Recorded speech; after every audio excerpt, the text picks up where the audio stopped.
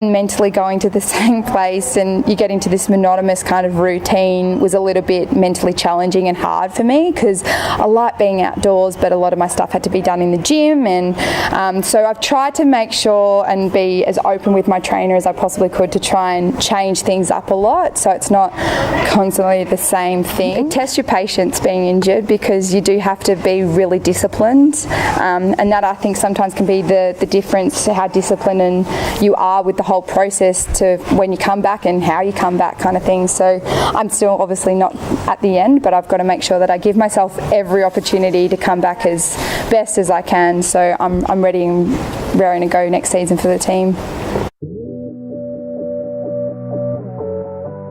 I've obviously done a lot of straight lines. I've built up the muscles around my knee to make sure they're as supportive and strong as possible.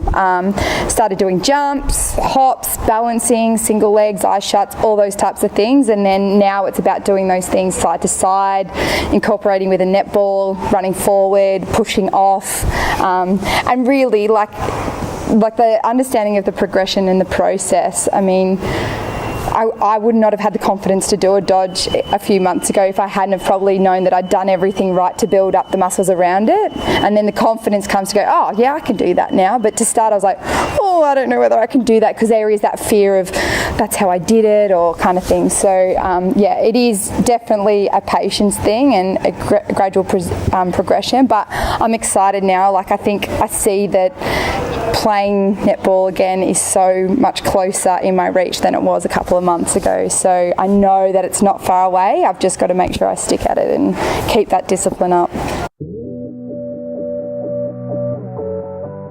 Start on my own with my trainer, and it's just more footwork patterns. Then I'll start to progress it with a ball.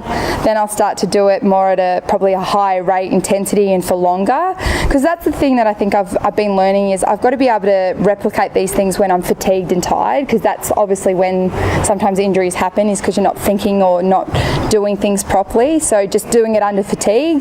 Then I'll gradually incorporate it with some contesting, so with a body and more people around and those types of things, and then it'll be into some match stuff, match practice, and then ready to hit the court hopefully April next year with the Melbourne Vixens.